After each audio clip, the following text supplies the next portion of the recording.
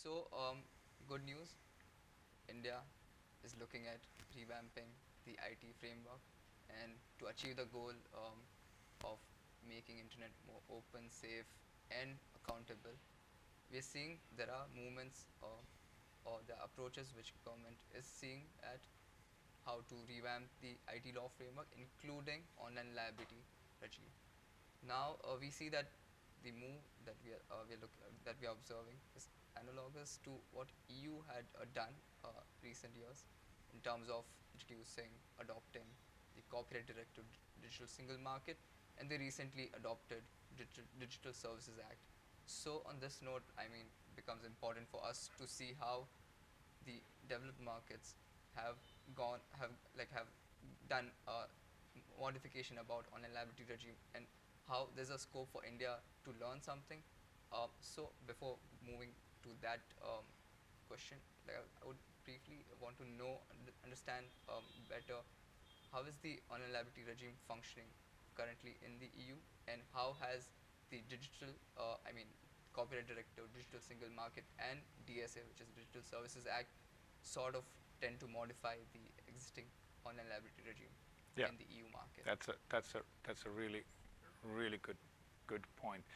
Um, I think I would like to first, just say that I think it's right to say that right now, in many respects, the EU is leading, if you will, the kind of the policy developments in this space, and it's obviously it's great to see that the world's largest single market in economic terms, is doing that and really kind of, if you will, taking its responsibility in shaping the digital markets.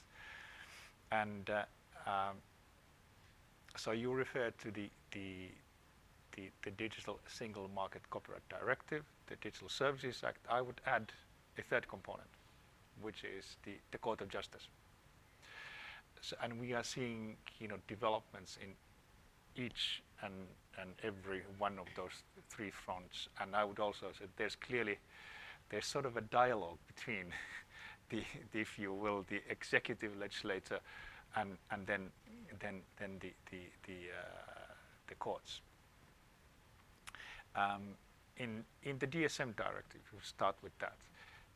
There, the key, if you will, point was to in this respect. Obviously, the directive covers a lot of ground, Right. but in this particular aspect, it focused on actually a very specific issue, and that was the issue of responsibility of services that store and make available content uploaded by their users. So the user upload content services, and you could say that it's narrow in scope, but obviously very, very important, because we are seeing the explosive popularity of services that operate in, if you will, in that mode. And what the directive briefly said, that once you engage in an active manner with content, even if it's uploaded by the users, then you are liable, because essentially you use the content as your own, and you offer it to your users, if you will, and you build your business on it. So the directive clarifies that once you do that, you communicate to the public, you engage in a copyright restricted act. And not only that, but you are also not eligible for the safe harbors, which is sort of a logical consequence of saying you're primarily liable for an act. You can't claim to be passive, automatic, and technical anymore, which is the criteria for a service to benefit from the safe harbors. And that's the kind of, if you will, the gist of what the DSM directive says. So it's scope, but it's very important. It really targets, a sort of a key, if you will, issue in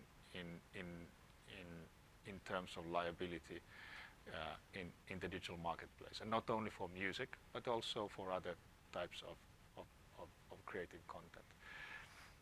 Then, if you will, in addition to that the European Court has issued actually a number of very important decisions in this space, clarifying the liability rules outside the specific sphere of user upload content services, and actually very much reflecting what we see in DSM directive, but extending those same principles all kinds of online services. And there you can see the dialogue between the legislator and the judiciary, because at the same time, the legislator in the DSM directive was looking at the previous case law from the court, and you can see that there is actually becoming quite a coherent liability framework that extends outside the sort of the pure user upload content services and more generally to online.